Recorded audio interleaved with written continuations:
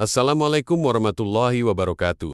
Saudara-saudaraku, dalam kajian kali ini, kita akan menyimak sebuah kisah yang luar biasa dan penuh hikmah. Seorang mantan pendeta Gereja Bethel Indonesia GBI, yang telah mengabdikan hidupnya untuk agama sebelumnya, akhirnya menemukan cahaya Islam setelah melalui perjalanan spiritual yang panjang dan mendalam. Dalam perbincangan ini, kita akan mendengar langsung bagaimana pencarian kebenaran membawanya pada pemahaman baru tentang Tuhan.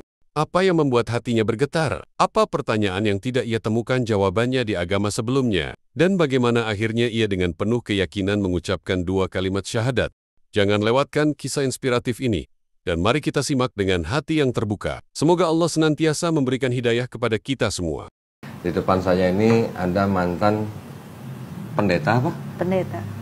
Dulunya pendeta. Pendeta. Nah, ini adalah, saya panggilnya apa nih? Cik Kristin ya? Boleh. Cici ya berarti ya, Cik Kristin. Saya-nya apa?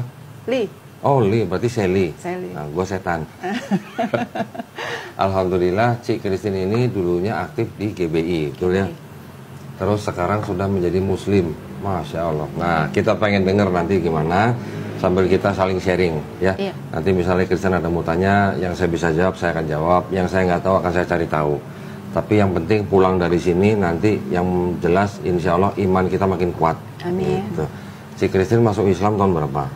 2022.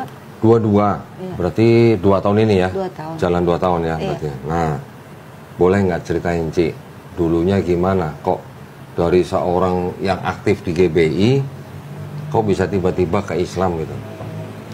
Sebenarnya lebih ke pengalaman pribadi sih.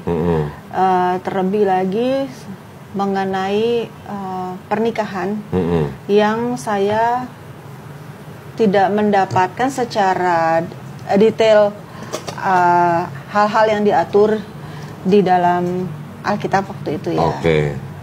Sampai satu saat saya diundang ke teman saya yang menikah secara Islam. Dan di situ dikatakan bahwa si pihak laki-laki punya kewajiban ini gitu. Yang mana selama ini saya tidak mendapatkan gitu. Dan di situ mata saya terbuka betapa di dalam Quran dan di dalam Islam itu diatur secara detail gitu. Nah, dari situ saya mulai mempelajari. Kalau sedemikian diaturnya, berarti hal-hal yang lain juga pasti diatur kan. Gitu. Di situ saya mulai mempelajari dari dari YouTube. Dari YouTube-nya Kak Dodi. Waduh. Dan yang lain-lainnya. Dan juga ada sahabat saya, kita sering berdiskusi. Kebetulan sahabat saya itu Muslim gitu. Kita suka membandingkan, tapi lebih ke secara historis sih. Gitu, apa yang tertulis di kedua kitab sucinya masing-masing gitu. Dan sampai suatu saat di dalam peristiwa proses perceraian yang tidak mengenakan itu, jadi di dalam perjalanan saya pulang dari kantor di mobil, saya nangis, saya merasa sendirian dan saya memanggil Tuhan, Tuhan di mana gitu, dan saya bertanya, Tuhan, apakah Engkau Tuhan yang sudah aku kenal sebelumnya dan sebenarnya adalah kesalahan saya yang tidak mendekat kepadanya gitu loh. Jadi saya bertanya, Tuhan tuh mana gitu. Dan pada saat itu sambil nyetir saya berdoa dalam bahasa roh gitu, karena saya kan Kristen karismatik. Bahasa roh ya. Bahasa roh. Yang alirannya siraba-raba atau sandalawas? Terus mohon maaf ya. Ini cuma remind aja gitu. Iya. Dan waktu saya berdoa dalam bahasa roh, ada satu kata yang keluar dari mulut saya yang saya tidak pernah pikirkan, maksudnya tidak pernah terlintas gitu, yaitu hayakalah. Waktu itu saya bacanya seperti hayakalah gitu ya. Saya nggak bisa berhenti ngomong seperti itu. Sambil nangis? Sambil nangis. Terus sesudah tangis saya reda karena saya kebingungan sendiri, saya telepon teman saya tanya apakah tahu nggak artinya, dan dia bilang nggak tahu. Lalu saya tanya apakah ini salah satu kata yang ada di dalam azan, mungkin saya sering dengar dan mungkin termemori secara nggak langsung, jadi itu keluar, dia bilang bukan. Lalu saya cari di Google kok. Terus dapat artinya? Dapat artinya. Artinya? Artinya mungkin saya lafalnya salah waktu itu. Sebenarnya adalah hayakallah. Itu adalah salam yang artinya ada 4. Akulah yang akan melanggengkan rezekimu. Akulah yang akan memperbaiki hidupmu. Akulah yang akan membuat engkau dekat kepada aku, dan akulah yang membuat hatimu senang. Masya Allah. Gitu.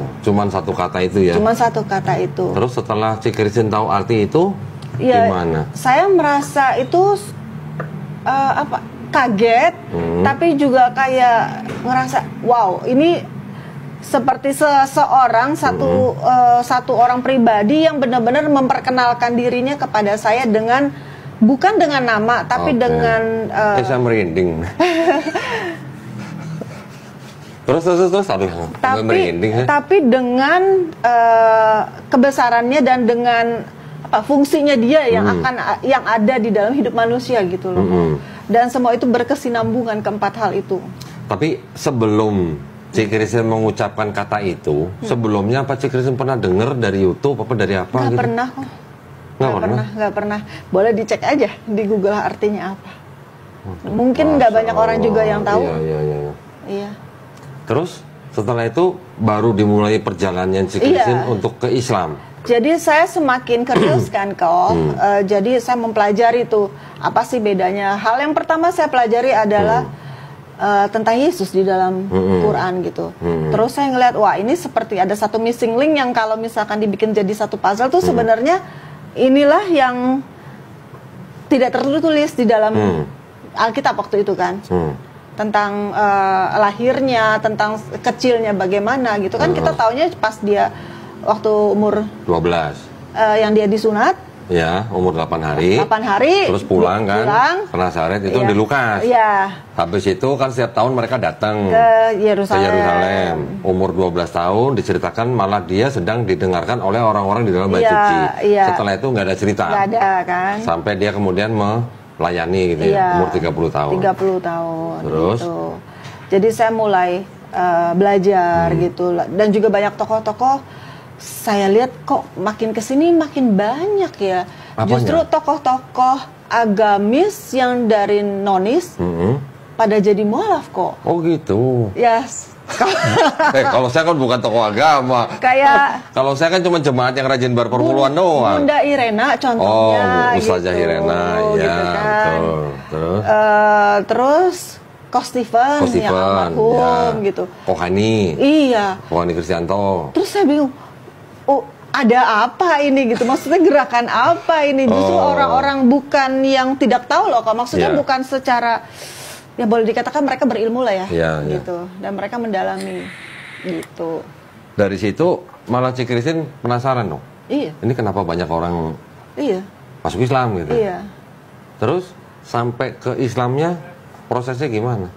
Sampai ke Islamnya karena saya cari tahu, saya suka dengerin Zakir Naik. Zakir Naik, Masya Allah. Dokter Zakir Naik ya. Dokter Zakir Naik, ya. Terus wah, sama juga berarti sama saya nih. Korban Dokter Zakir Naik gitu. Alhamdulillah ya berarti ya. Alhamdulillah. Jadi terus? apa ya kok semakin jadi pengen tahu banyak gitu. Dan juga suka mendengarkan cerita-cerita bagaimana orang tuh mualaf gitu. Maksudnya setiap pribadi tuh berbeda-beda dan itu kayak membuat saya wow, ternyata ya berjuta-juta cara bagaimana orang bisa revert kembali. Revert betul. Iya, kembali kepada fitrahnya ya. Iya, betul. Gitu. Betul sekali. Kembali ke fitrah, nggak pindah agama. Iya. Jadi kita sebenarnya itu bukan pindah agama, kita kembali ke fitrah manusia. Fitrah manusia adalah muslim. Kisah ini bukan hanya sekedar cerita perpindahan keyakinan, tetapi juga pelajaran bagi kita semua tentang pentingnya mencari ilmu, merenungkan ayat-ayat Allah, dan membuka hati terhadap kebenaran. Semoga kita dapat mengambil hikmah dari perjalanan spiritual beliau, semakin memperkuat iman kita, dan semakin yakin bahwa Islam adalah agama yang hak, penuh dengan petunjuk bagi seluruh umat manusia. Wassalamualaikum warahmatullahi wabarakatuh.